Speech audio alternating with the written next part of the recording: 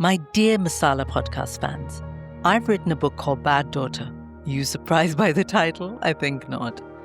I've never shared such deeply personal things before. I talk about growing up in poverty. I talk about my father's violence, my mother's murder. I talk about how I turned my pain into power, navigating mental health, sexuality, spirituality, and patriarchy. Bad Daughter is my story of going from Mumbai's slums to New York's billboards. But it's your story too. What's the message of this book? It doesn't matter where you come from. It doesn't matter what happened to you. You still get to have the life that you want. If you're looking for a book to move you and inspire you to change your life, type in Bad Daughter by Sangeeta Pillai on Amazon or go to my website, baddaughter.co.uk. I think for a person who struggled with their identity and with who they were for so long, being South Asian was like a baseline for that. You know what I mean? Like speaking Telugu and wearing a bindi and knowing that this bindi meant certain things to my mom and my grandma, and this is why I wore that bindi, and having curly hair. And my grandma, like when she came to our house in America and she would like stitch wreaths of jasmine from like jasmine vines in our house, like those are all such fundamental, like core parts of my identity. And and that was a given. Like embracing that was a given.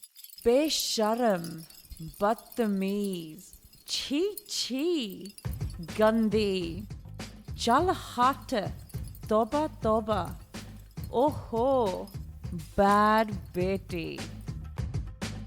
I'm Sangeeta Pillai, and this is the Masala Podcast.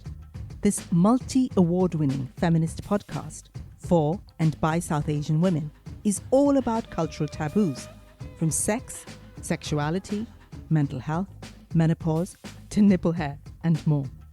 This season is a US special, and it took me by surprise. You see, I interviewed these incredible South Asian American women. I expected to hear some angst around identity and belonging. Instead, they told me how comfortable they were with both their South Asian and American identity. I confess, this is not the podcast season I set out to record. It's so much more powerful. What do I say about Avantika Vandanapu? I feel like a proud parent introducing her. She's 18 years old and already a well-known Hollywood actor and producer. Avantika was the first ever Indian-American lead as Rhea Kumar in the Disney Channel original movie Spin, and she was named in Variety's Young Hollywood Up Next list in 2021. She's just wrapped filming a lead role in the upcoming Sony Screen Gems feature Horoscope. She also starred opposite Rebel Wilson in the #1 Netflix movie Senior Year. Do you see what I mean? Avantika is a superstar and she's only 18. I struggled with belonging a lot because the school that I went to in California was a very like hardcore academic prep school, and a lot of kids there were struggling with the fact that their interests were not necessarily academic, but they were in this school that really reinforced academic rigor. And I think a lot of their parents were privy to the fact that these kids were having this mental struggle and frankly did not care. And so a lot of these kids were forced to kind of take up academic pathways, which there's nothing wrong with it, but just as long as you're not being forced to. And my parents were always very open from a young age. Like I took care of the academic side and did really well in school, and they kind of let me explore like other options as a kid. Like I was allowed to do like horse riding or anything that I wanted to learn, like I was allowed to. And so I think I struggled a lot in that school because people saw me as like an anomaly, as someone who was able to do both, or more better phrased, like somebody who was given better opportunities by their parents. And so people were very like exclusionary and they were very mean to me in school, which is like an interesting thing, right? It's like I was given a privilege, and like to be kind of like shunned because of that privilege is quite interesting. It's a very interesting concept that I've only experienced in that setting. After I'd come out from that school, I was homeschooled for 4 years, and that was very helpful because I was like left to my own devices and I was allowed to kind of grow on my own. So I think that kind of change was also really, really, really great for me. Hearing Avantika speak about her school made me think of my own school days. I went to school in Bombay, as Mumbai was then called. We were very poor, but I somehow managed to get into a great church school despite being a Hindu. There were nuns and priests and lots of singing of hymns, which I really enjoyed, and lots of kneeling in churches, which I enjoyed less.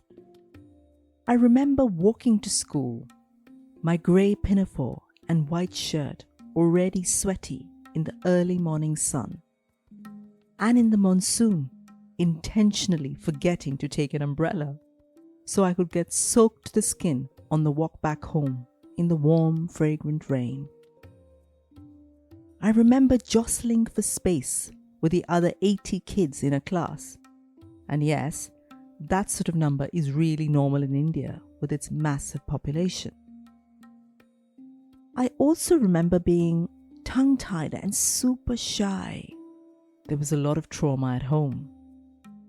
I had a handful of friends, which was lovely, but the rest of the time, I had my head buried in books, which were the most beautiful escape for me.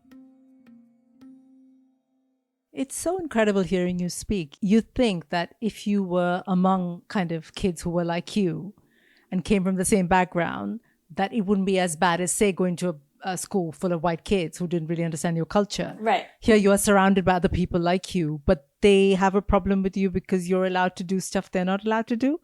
I mean, that's insane, right? And I have a lot of sympathy for those people.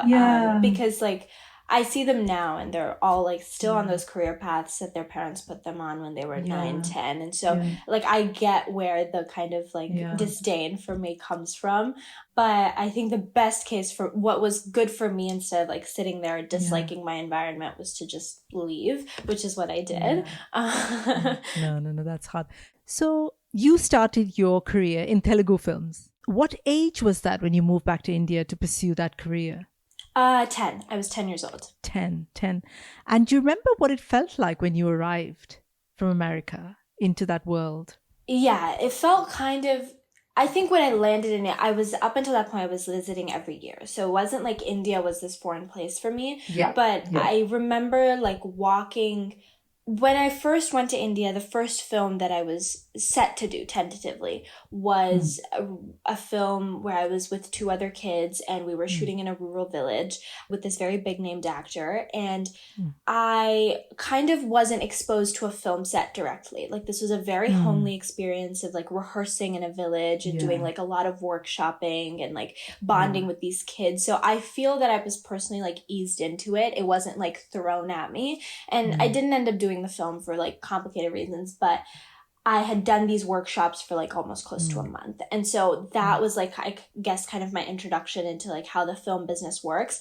And I, after that, had transitioned to a movie which was very glamorous, very high budget, like lots of glitz and glamour. And so that, I think, was like my big shock of like, oh, whoa, like this is actually like kind of insane of like, and like I remember Shah Rukh Khan had visited that set, so it was like really crazy to like see him in person. Like within like my first few months in India, I was like, oh my god, I was like, I like it here. I was like, I like it here. I was like, and so it was very, very like, it was very cool to kind of also get like, not to say that the first film was an indie, but the director really like shot it like an indie and he prepped us all like it was an indie movie. So to like in my first few months to get a glimpse into what it was like to be in a more indie like artistic environment versus a more commercial like blockbuster environment, it was very like, it was a lot for me and I loved it. Like I loved taking in a lot and processing a lot.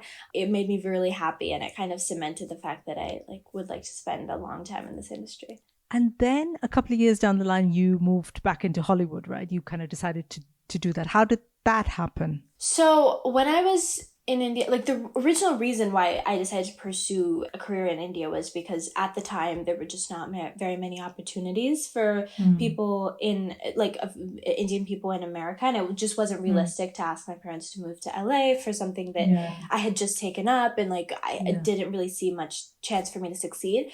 But when I was living in India, Disney had sent out an audition for this movie called Spin. And it's crazy because like back then they did like a whole worldwide search. Whereas now, like realistically, they would only search within the US because there's actually so many more actors for them to pick from. But at the time, which is like, I'm going to say around 4 years ago, there was not very many people. So they were even exploring people with an Indian accent and like willing to put them through dialect training. So I had received an audition for this, and this was my first American audition ever. And I auditioned for it, and I watched that audition back now, and like it's genuinely like it's like a Colgate commercial. I'm like cheesing the entire time. It's like kind of crazy that they had actually been like, okay, great, we'll give you a call back. They had also added as a note, but she requires some coaching, so we'll put her through the process, whatnot. And so they had asked for me to come to LA, and I was like, oh my god, absolutely, like it's my dream to be in a Disney movie. I'll come to LA. So I came to LA, and right at that point in time, my roles in India had started fizzling out because until that point in time, for that 4 years, I was hired as like to play like the childhood version of whichever heroine was being cast in a movie. So I was getting a lot of job opportunities, but it was very limited to like a certain age category. Yeah. So I was like sensing that maybe I would have to come back to India like in a few years when I was like a little bit more matured and I could audition for those heroine roles, but now is not the time. And when I came to LA, like I think it really struck me that like I love it here, and Hollywood was a place that at the time, again, India has now improved very much so in evolving from just a very glamorous kind of industry. But Hollywood to me seemed like a place where I could do character work. And the fact that they had put me through coaching was something that I loved. I was like, oh my God, like I can learn, and like it was crazy to me and I loved it. And so my parents and I contemplated like moving to LA for a year. They gave me a year to be like, you can have a year to prove yourself, and if not, we're shipping you back to San Francisco, and then you can pursue whatever you want after you're 18. But you know, that year went surprisingly well, and India roles, I kind of like wrapped them up. But yeah, that was like kind of Spin's audition, which the film ended up being shelved, and it came out a few years later again. That was kind of like my trigger to be like, let me pursue a career in LA. So between kind of moving from India to back to Hollywood and kind of starting this career, I'm guessing there were a few years when you were looking for roles or looking for jobs. I think my question is like, what was it like? Did you find any barriers to a young brown woman trying to find work in Hollywood at that time? So I think within those, like I was looking at about 2.5 years before I saw any like before, let me put it this way, before there was any work that the public saw, not any work that I had been in. So it was when my parents had said like, you know, you get a year to prove yourself, you get a year to give it your best shot. Even though in that year there was nothing that the public saw, I was doing better than my agent had expected originally of me. I was screen testing for a lot of big shows like High School Musical and like The Walking Dead. Like there was a lot of projects that I was screen testing for and in the top 2 or top 3 for. And for me, that was like encouragement enough regardless, because like whoever booked it, there was a valid reason why they booked it. But it was very encouraging to me to be like, okay, like people are actually giving me a shot. You know what I mean? Like if once you make it that far, it's really not about your ethnicity or it's not about, I personally don't think so. Obviously everything's hypothetical, but to me, it felt like the industry was changing and it was changing for better. I definitely see so many more opportunities now than I did back then. But I would say I came at a time when the industry was pivoting and the industry was changing. So I was seeing those barriers crumble, and I was seeing like Mindy Kaling and people like really amazing South Asian pioneers in the industry like breaking down these barriers. I wasn't really seeing them in action, which I think I'm incredibly privileged and grateful to say. But personally, that was like my experience. That's wonderful. It's so good to hear, because like you're saying, I guess a lot of the others paved the way for you to then come in and kind of get these roles, which makes me really, really happy to hear. So let's talk about Spin. So you were the first ever Indian American lead of a Disney original film, Spin. Wow. How did that change your life? I'm sure it did. And how did that come about? How did that change your life?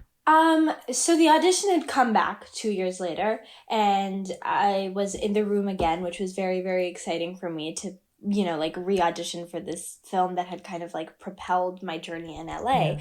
And they ended up telling me in the room that I had booked it, and it was very exciting to me. It was like my first big role, and it was like my first role where they were like, you're going to prep, you're going to like learn how to DJ. And it was very, very exciting for me. I think it's crazy. I think an experience like that is just, I'm really glad to have had it so early on in my life. And it set off so many things for my career. It cemented the fact that I could act in a film and that I could shoulder a movie. And so I think so many other films have trusted me on the basis of that film. So, even though like Spin is just like about this normal, like it isn't this hardcore Oscar-winning drama, it was enough for me, and it was enough for, people to see that I could do this. And I think for that, I'm really, really grateful to Spin. And the movie introduced me to a whole community of South Asian artists in this industry that I had not known before. And so I'm really grateful for that as well. Like, it's given me a sense of community. It's given me kind of a home in Disney, which like, again, comes to relevance like a little bit down the line in my career. It truly like such a magical experience to have when you're so young. I'm very grateful for it. Absolutely. And then you went on to do the Netflix film with Rebel Wilson, Senior Year, playing this cheerleading captain. Now with both of these roles, right, whether it was with Spin, where you're this DJ, right, and with Senior Year, you're this kind of cheerleading captain, that they're unusual roles for brown girls. And I think you made this point in an interview, I think, and I thought that as well when I was looking at your work, that isn't it so important for South Asian girls to see these, let's say, unusual paths rather than the usual STEM, doctor, engineer, lawyer trope, right? Yeah, it absolutely is. Because I think it comes down to the fact of like, like again, like I was saying back in my childhood, like it was this very abnormal thing for someone who is brown to have freedom to explore all of these different facets of her personality. And I think it's important for parents to see these kinds of movies and kids to see these kinds of movies so they can tell their parents and tell their I think it's important for families to consume these kinds of movies so that like subconsciously they kind of understand that we're not like as an ethnic group limited to this and this. And the thing is, this isn't really personally like I see so many people in India who pursue like singing and who pursue arts as a career. But the reason why like Indian Americans specifically as a niche, or like Indian immigrants for that matter, I'm sure it's the same in the UK. Same in the UK, yeah. Like it comes from a need of like survival and a need of like survival of the fittest. So it's like STEM is reliable, and so let's do that. But now that opportunities are opening up, like other fields are becoming more reliable and more stable as well. And so I think it's important for parents to watch like films like this and understand that it's not as risky anymore. It is still risky, but not as risky. And so I like have consciously tried to do roles like this personally, but I'm not at a stage where I can just like take my pick of the litter and pick and choose. But I'm really grateful that people have given me these opportunities because, for example, for Senior Year, the casting call was put out for an any ethnicity character. And so most of the roles that are coming up in the future for me are any ethnicity parts that I've ended up booking, and they've altered to kind of align a little bit more with my culture. So I'm so happy that the industry is like willing to do that and willing to make that change. I think it's really, really inspiring. That is like music, isn't it? To listen to you say that you kind of apply for a role that's like any ethnicity, and then that is tweaked to fit you. I think that's amazing. Gosh, I had no idea it was that progressive. It makes me really, really happy, actually.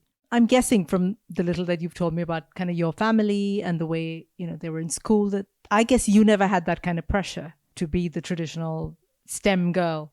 Did you ever have that? from either from your family or extended family? Yeah, so never from my nuclear family, I would say. Like, never from my mom and my dad, because I think they had that trust in me. But that being said, like, extended families, obviously, like, they don't live with me. They don't know who I am to the level that my parents do.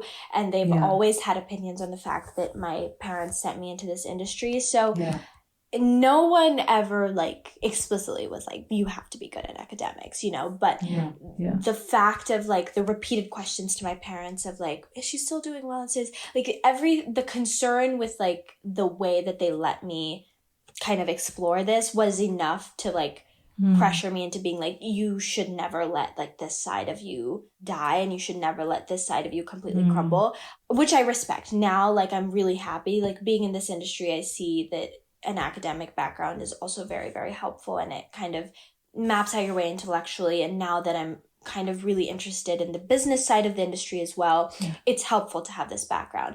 But was there pressure? 100%. I think there's always going to be pressure, but I don't think that pressure is bad. As long as the pressure is not debilitating, I don't think it's bad to like push someone to be better, push someone to kind of fulfill their potential all the way. Only beautiful blondes got to fall in love. That's what I remember thinking when I was a little girl. Because any Hollywood movies we saw in 1980s Mumbai had beautiful blonde women as the stars. There definitely weren't any brown leading ladies in Hollywood. Even in the many Bollywood films we saw, the heroines never looked like me. They were very fair-skinned, which I wasn't. They were very coy and domesticated, both things that I didn't want to be. As a young girl, I didn't really see many women who were role models. Women having big adventures, women with big powerful jobs, women who talked about changing the world. So that's the message we all got as little girls. Do not expect to do anything big or amazing with your life. My parents nudged me towards careers like teaching or banking, nice, safe, respectable jobs. Jobs that weren't too big. Jobs that wouldn't overshadow your husband's job. Because ultimately, that's what our big purpose was. Marriage and kids. Something I loved about your pictures and all your Instagram pictures from the last, and I've been kind of stalking your Instagram. Please do. I love it. Your saris. So you wear this absolutely beautiful golden black sari, I think a couple of weeks ago. And I love it. And I think there's another couple of pictures where you're wearing the sari and you wear the bindi all the time. I love that. Now, what I wanted to talk to you about is like, I love saris, right? I've got like 20 odd saris. I love wearing them. I did a podcast live where I wore a sari and everybody would come up to you and say, oh, you wear a sari. That's, that's cool. And you know that's the subtext is like, that's so interesting. That's so interesting. Yeah. Exactly. So my point is that isn't it sad that it's some sort of weird racism towards ourselves that we don't even allow ourselves to enjoy our own culture? Oh, yeah. I agree like 100%. I think society's kind of like judgments regarding this thing like deprive us of. I don't think any kid prefers, like, I personally will refuse to believe any kid enjoys eating chicken nuggets more than like hot roti and like curry. You're telling me you enjoy like the bland ass chicken nuggets from the school cafeteria more than you enjoy. Like, I really strongly believe that it's just this like this reinforcement that it's weird has like, it's just so messed up. And I think certain people have like kind of almost decided that it's empowering in a way, and I think that's our way of like coping with the fact that we are not allowed to like bring this part of our heritage. But regardless of what like, you know, people's way of coping with that deprivation is, it's like really messed up that society and like countries where diversity is so large, like in America, like there's people from everywhere. So it's crazy to me that melting pots like this are like the first country to be like, that's kind of weird. Like, that's interesting. It is very sad. And even like I feel like that's such a loss to ourselves, right? Yeah. When we're saying, I can't eat this roti, I'd rather eat the chicken nuggets. Or I'm saying, oh, I can't wear the sari, like I've got to go to this cool event and look really kind of, on trend. And this is not on trend. So what am I saying? I'm saying that this part of me isn't okay because I am that, I and generations and you and your, forefathers and foremothers have all come from this place. And I find that intensely sad, I think. And I hope, like you're doing, it's such a joy to be on your Instagram page and see you with your little bindi wherever you are. And it suits you. You look amazing with it. And your hair. And you're like this proper South Indian girl. Like, you look it. You've got this absolute look. And you're owning it. And I think it's absolutely gorgeous. So it makes me very happy. I sound like your proud auntie or something. And I honestly think, like, whatever the reasons may be, I think people are embracing it so much more. Like, I'm seeing on TikTok, like, all these girls who are going to, like, their prom in, like, a sari or, like, an Indian outfit. It makes me so happy to see that. And, like, I think we will come to a place where, like, that involvement of our culture even, like, graduates past aesthetics and, like, just look, and, like, people will start opting to take, like, Hindi or whatever their native tongue is as, like, their additional language instead of, like, French or Spanish. And not that it's bad in any way, but it's such an important way to connect to these cultures, because if enough people don't do it, they die out, and you don't want that to happen. So I think it's really great to see this kind of a progression. In, I think people are starting to understand that you can be both. You don't have to pick. You can be Indian American or you can be. I think people are understanding that you don't have to pick one or the other, which is, I think, really, really beautiful.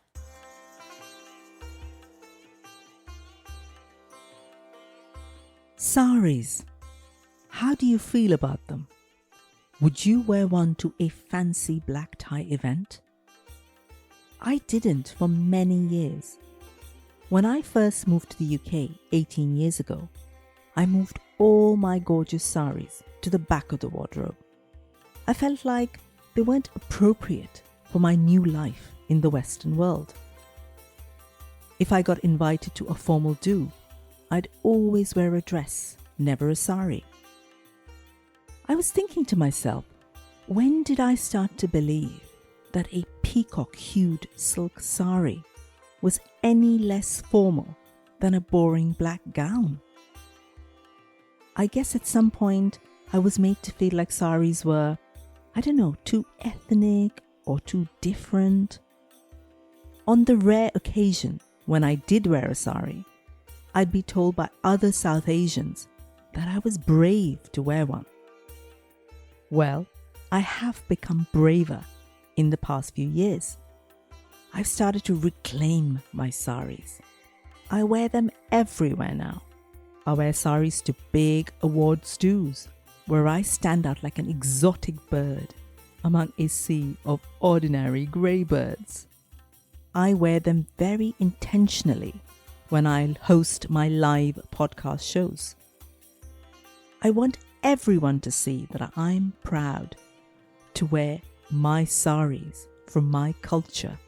And here's a little secret that I want to share with you.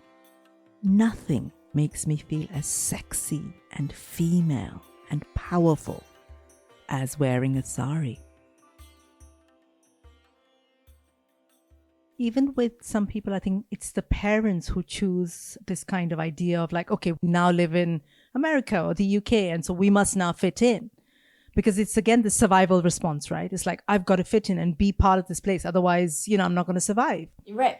And I think they then enforce this kind of on their kids to say, okay, you don't speak Telugu or Malayalam or whatever at home, and you speak in English and you do this. And that's, I find, doubly sad as well, Hey, I wanted to pause this episode for a minute to share something that I'm really excited about. Podcasting changed my life. I went from typing into Google, what is a podcast? Yes, I did that. To creating the multi-award-winning Masala podcast. And now I'd like to share some of my knowledge with you. I'm starting podcasting masterclasses on my website. And one of them's been created especially for women podcasters. Just go to my website, soulsutras.co.uk, and look under courses. Or email me at podcasting@soulsutras.co.uk, and I'll share details with you. I look forward to helping you on your podcasting journey. दिल चीज क्या है आप मेरी जान लीजिए, पर पहले थोड़ा सा अपने दिल को जान लीजिए। वो क्या है ना, दिल किसी मैनुअल के साथ नहीं आता, डूज एंड डोंट्स की कोई लिस्ट भी नहीं है। इसीलिए आपके सवाल और मेरे जवाब। हाय, मैं हूं एकता। सुनिए decode Dil, a Spotify original, episode out every Wednesday. Another thing that occurred to me when we were speaking is like, it's this weird co-opting of Indian culture, like bindis. You know, the last couple of years, loads of girls in festivals were wearing bindis. Right. Without even saying, hey, it's an Indian thing that I've now got on my forehead. Right. You know, or chai lattes everywhere. I don't know what it's like in the States, but it's everywhere you go. There's like coconut oil and chai latte. And it just really annoys me. Like, yeah, please enjoy my culture. But hey, you might want to say Yeah. that it comes from somewhere else, you know? So it's this weird co-opting. And then we've now gone as kind of, I don't know, whatever, first, second generation South Asians to say, hey, now we're being cool and drinking the chai latte and eating the, you know, putting coconut oil in our food. It's this weird kind of circle. I don't know if I'm making any sense, but No. You are. And I think it's a way of just like I have a bit of a, like, my take on cultural, like, appropriation is very much so that, like, I give a little bit more lenience in the sense of, like, I think not everybody who can wander around can, like, outwardly state that they know what the backstory and know what the history or appreciation is. And I think that a lot of people from the South Asian community, like, also really don't know, like, what the background is of anything. So I think we can afford, you know, other people, if they're able to do it respectfully, the same kind of, you know, I think a lot of things can be considered cultural appreciation. That being said, chai lattes is, like, horrendous. I'm like, they're not good.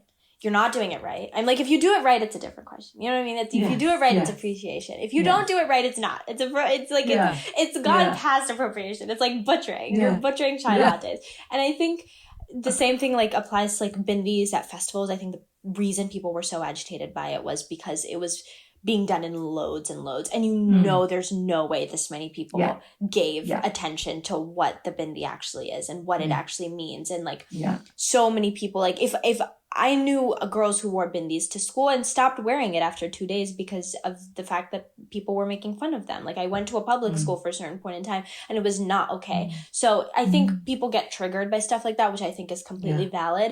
But I think around people, like, going and drinking these chai lattes and calling, like, haldi doodh golden milk, like, doing things like this is, like, our way of, like, reclaiming this almost, like, Americanized take on our culture and being like, hey, we're, like, the actual people who came up with this and, you know, this is ours. And so we're allowed to participate in this and you don't get to hate on us for it. Yeah, I guess what you're saying is to be a little bit gentler with it, right? Right.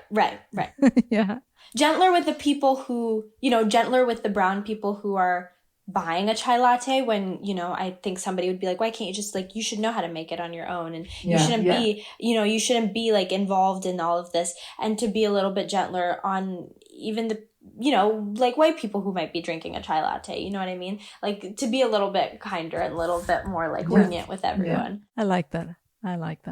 Avantika, you seem very connected to your culture. You are, clearly you speak Telugu and you kind of lived in India and you're, I mean, it sounds so cliched, but with your saris and your bindis and your kind of way of being, you're very, very connected.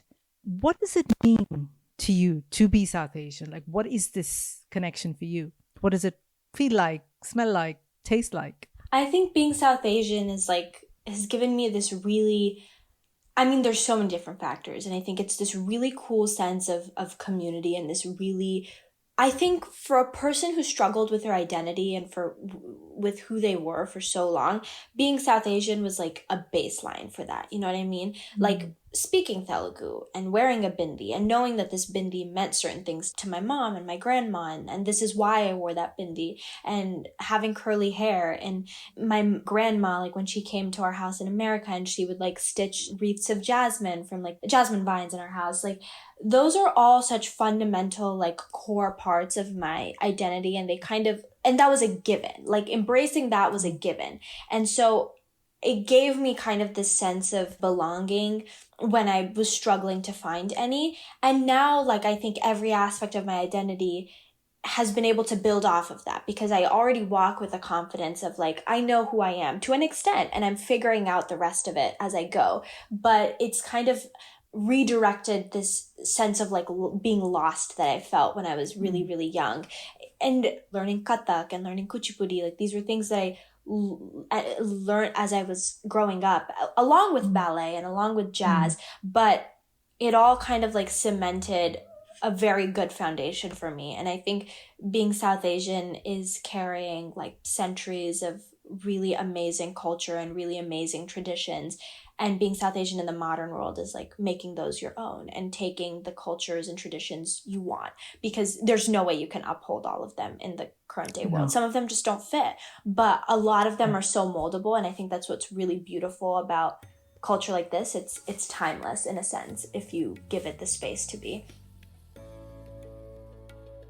Speaking to Avantika really made me reflect on my own life journey. When I was her age, it felt like a hard but simple choice. I could either follow all the rules of my culture as a young South Asian woman, and I'd be allowed to enjoy the love of family and society, or I could choose to forge my own path, to make my own choices, to become the independent woman that I wanted to be.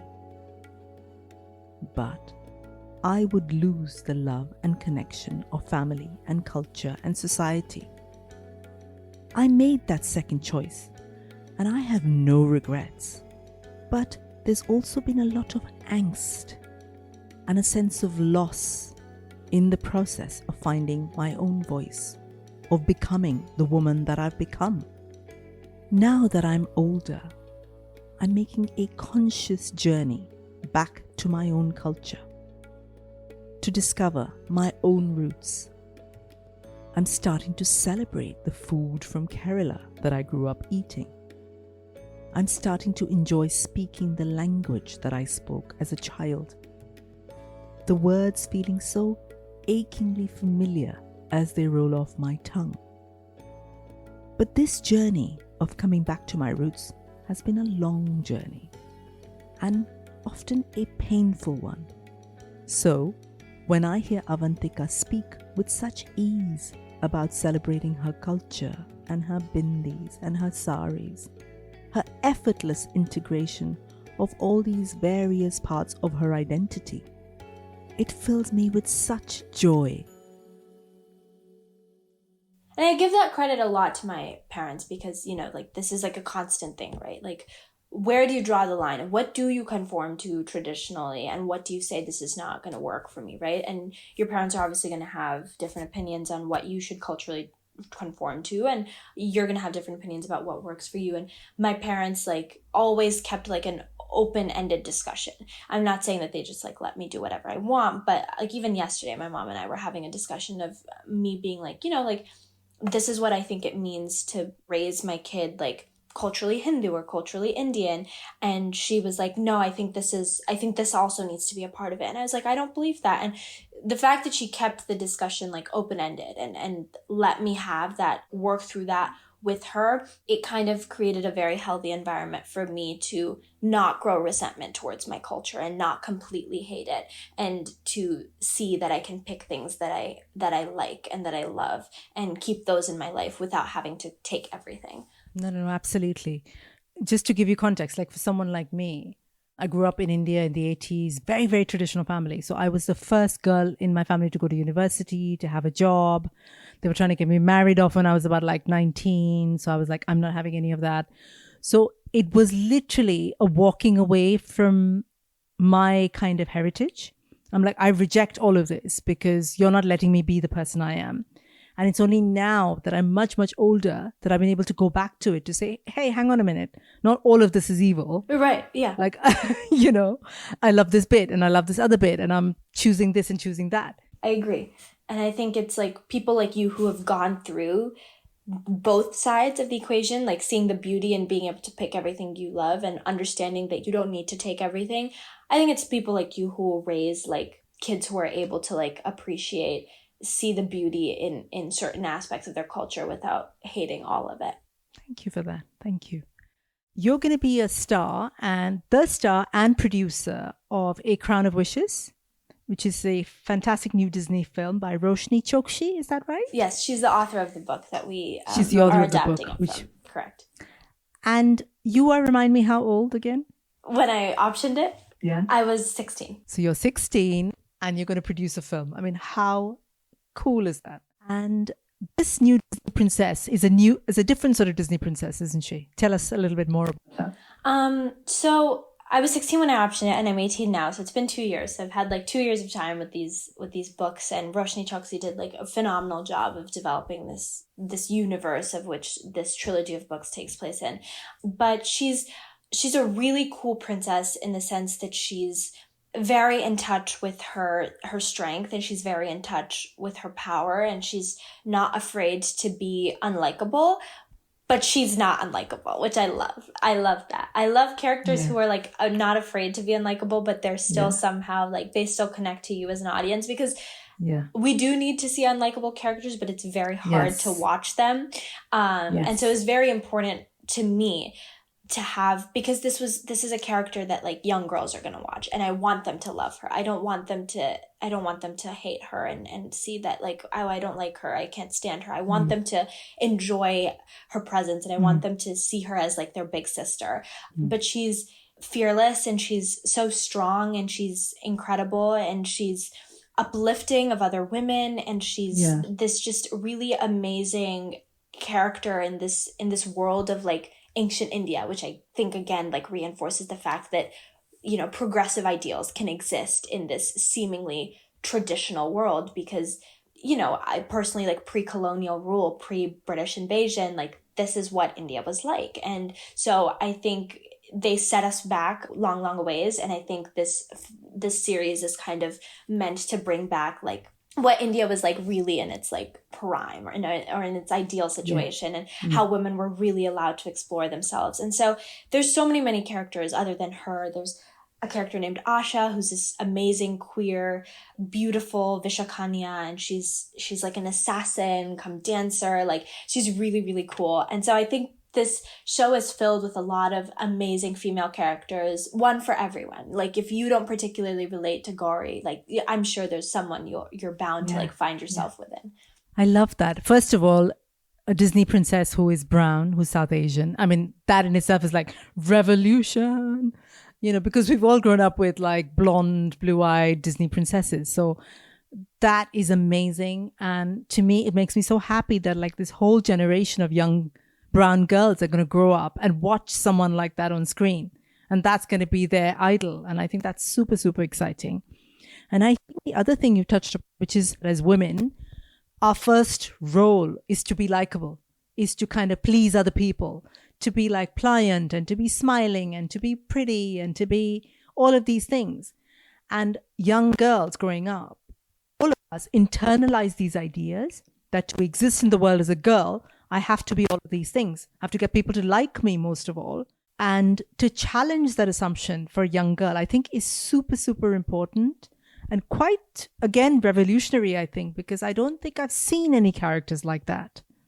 And I think there's something that needs to be broken with young girls understanding that there's a difference between what society teaches us are characteristics of women who are liked versus women who are liked or women who are loved. Because I have so many female friends that I adore and that I love who don't comply with these characteristics that we think of when we think of a likable woman, because it's simply not true. We as humans are just not that, or at least let me say women, because I can't speak to men, and I would hope that this is like aimed to target young girls. And so we as women like see past like somebody for just being like demure and being, or whatever, like societally like established characteristics are. We love them for so much more. And so I think girls understanding that they can be themselves and still be loved, which is where that like fear of being unlikable, like it doesn't come from like, oh, let me just be a mean bitch because I think I can get away with it. It's more from like, let me not limit myself to this and understand that I can still be loved. There's so much more people love you for than you just being these like 3 or 4 characteristics: pretty, not taking up space, smiling when somebody says something mean to you. Like, you can be loved for so much more than just holding back. And I think that's the beauty of Gauri and the beauty of her, because you fall in love with her despite her breaking all of these kind of traditions. No, that is super, super powerful. And there's so much, I think, if we dig deep into how the world socializes young girls to be a particular way. The problem with that is it's not just young girls. Then girls grow up into women, and women, become older women, and we're carrying those things into our lives. And that affects everything from the choice of job to career to whether you speak up in a meeting or the value you ascribe to looks more than anything else, because that's what you've been taught as a young child, So I think it's super, super, super important. So I love the sound of Gauri and I love the sound of this film, and I cannot wait for it to come out. Let's talk about Mean Girls. Yeah, let's talk about it. You're going to be one of the leading stars in this production. It was a Broadway show, wasn't it? And now it's going to be a film. So tell me about Mean Girls. I just got back, so I was in New York for it. So I've just wrapped a week ago. It's been insane. I think the past 3 projects that I've done, it was basically, I was shooting a horror film, and that was for Sony, and it was this really dark, intense horror. And then after that, I ended up shooting a drama series for Amazon. And so to get off of both of those and come on to a musical that's so fun and eccentric and it's just colorful and vivid was a really big change for me mentally. But my directors were amazing. They were so good. And I think people are really scared of this movie because, they're everyone's quoting Mean Girls 2, and they're we don't want it to turn out like Mean Girls 2.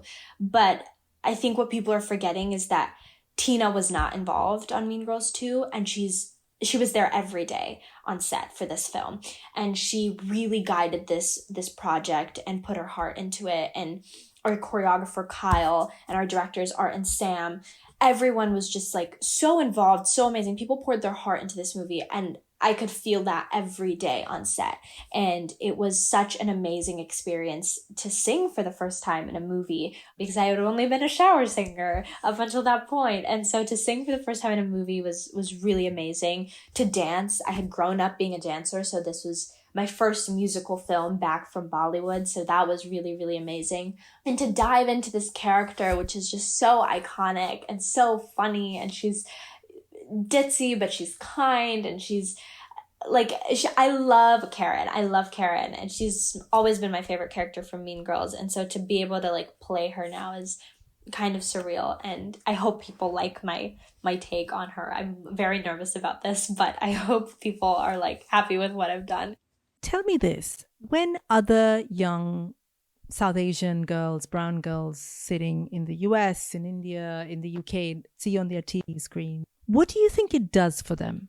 I hope it does for them what it does for me when I watch shows I just went and watched Polite Society in theaters, and it was amazing. I loved it. I think it was I don't think a film like that has ever been done before. And I'm going back today to take my parents and watch it with them. But I hope that seeing me on TV does what that did for me, which is fill me with a sense of hope, and fill me with a sense of, with a renewed love for cinema and a renewed love for storytellers, particularly, because I think when we stop seeing people that we relate to and we stop seeing people that feel like us, we get bored and we can kind of fall into this very monotonous pace. But my goal is to renew people with a sense of oh my God, this is something we can do, or maybe this inspires me to watch more cinema and watch more movies and get back into that. But to be entertained and to feel seen and to feel heard, I think is what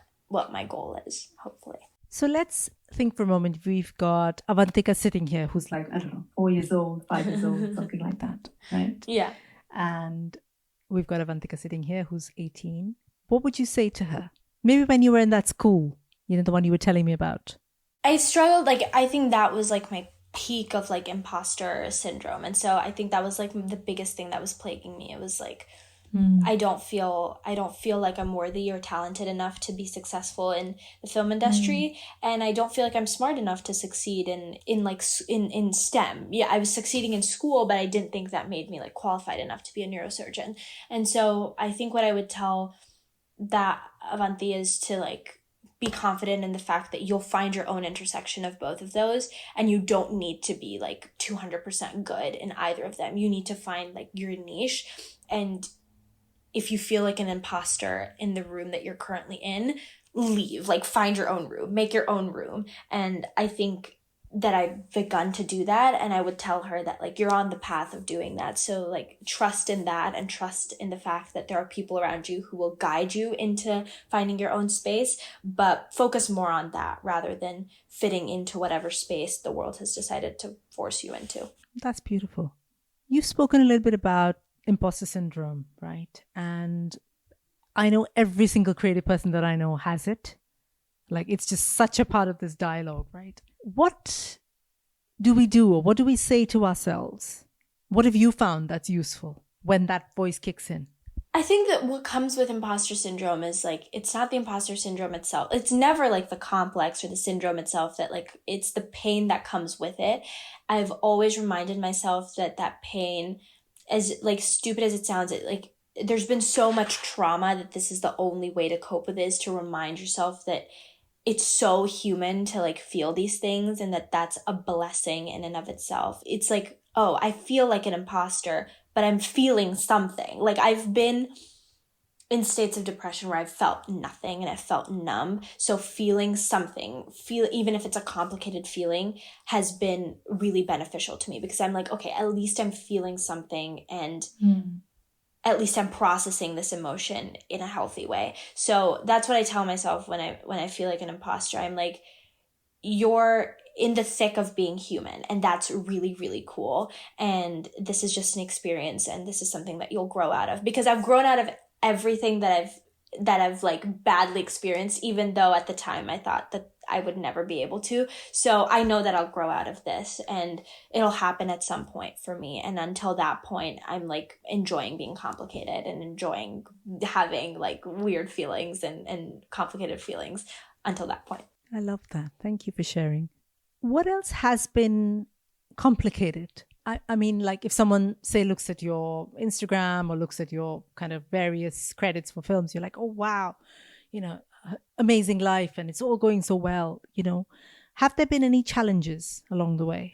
I mean, there's been a lot of challenges, and I think it has to do mostly with my battle with my culture and my family versus the career that I'm in. So even down to the things that I wear in my films are a topic of discussion. It's oh, is this appropriate? And I have to speak on the fact that this is my career, this is my job, and certain things are suitable for a character that I may not wear in real life, but I can't face judgment for choosing to wear in that, because that's me doing a good job, as this is me doing my job as an actor, is to, if a certain clothing type fits a character, to wear that. And so there's been so much of even when it comes down to producing, are my ideas worth it? Am I bringing enough to the table? Because at the end of the day, I'm adapting something from a book that's already been written. So finding value in my take and finding value in my spin that I put on it, it has been an ongoing battle as well.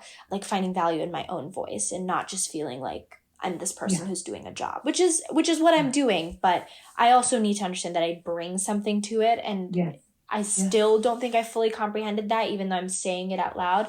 So that has been an ongoing battle. And, it doesn't help when extended family doesn't really see it as a job. When everyone asks, what are your future plans?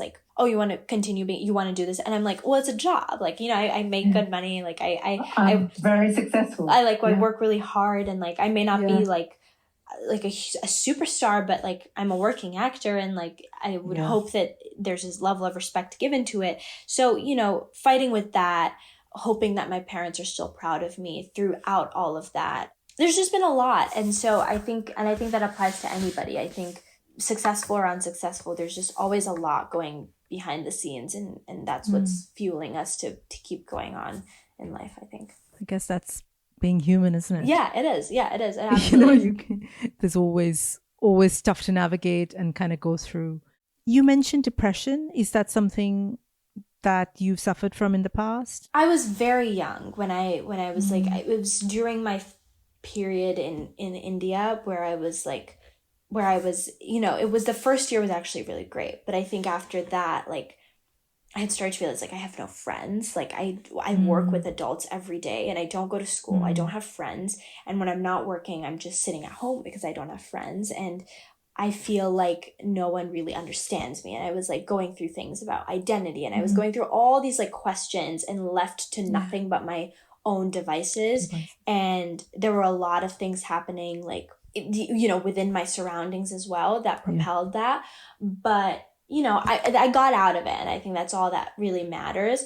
And I know now how to keep myself like away from that, which is I also think matters very much. You need to like learn. You need to learn from experiences like that. But, you know, I sympathize with anybody who's experienced that because it's tough, like not wanting to get out of your bed and like shower. And I think nobody takes it seriously when like a 13-year-old has depression. They're like, you think you're depressed. But like even now as an 18-year-old, I know I've never been that sad and been that numb in my life. So if anything, like I hope 13-year-old self knows that like older Avantika understands that it's painful and that it'll be over very soon. Yeah. And in many ways, actually, it's harder when you're that age because you haven't got the tools. Like 18-year-old Avantika will have a lot more tools at her disposal than 13-year-old Avantika, right? So it's in many ways, it's harder. So well done for kind of finding your way out of it. And it sounded like you did. And you've got this, I think, incredibly successful career. I'm like so impressed with you. It's insane. I can't stop saying it. I don't know you, but I feel really proud of you, of the woman you are. I think it's amazing for me to hear and watch you. So before we leave, have you got any words or advice for listeners of Masala Podcast? So I'm going to say that, you know, while it may feel that our culture is against us as women, there's a lot of things that it has to offer, and to use those to your benefit and to use those to fuel whatever path you want to be on for the future, because you have a lot to offer. Your narrative fused with this narrative of like centuries and centuries of history and culture is really powerful, and to like never forget that and always use it to pave your way in whatever field that you choose to be in. That's wonderful. That is very, very wise. Thank you. Thank you, Avantika, for being on Masala Podcast. It's been an absolute joy, to chat with you. Talk to you too as well. Thank you.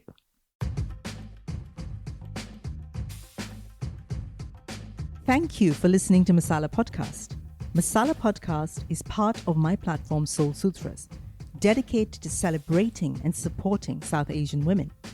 This is a space for all of us bad betis who don't do as we're told. This is where we get to celebrate our culture our way and be exactly who we want to be. I'd love to hear from you. Get in touch via email at soulsutras.co.uk or my website soulsutras.co.uk. I'm also on Instagram and Twitter. Just look for Soul Sutras. Masala Podcast was created and presented by me, Sangeeta Pillai, produced by Anushka Tate, opening music by Sunny Robertson. Besharam, Badtameez, Gandhi, Hi, Bad Beti. Dear teenage me, हाँ पता है बहुत बड़ी सपनों की list है तेरी, और प्रैक्टिकलिटी तो हमने कभी अप्लाई ही नहीं की सपने देखते हुए. बट डोंट वरी, मैं टिक ऑफ कर रही हूँ तेरी बकेट लिस्ट को, but at our own pace. Dear Teenage Me is a Spotify original podcast produced by Yuva Originals and hosted by me, Ehsaas Channa. Click on the bell icon and listen now.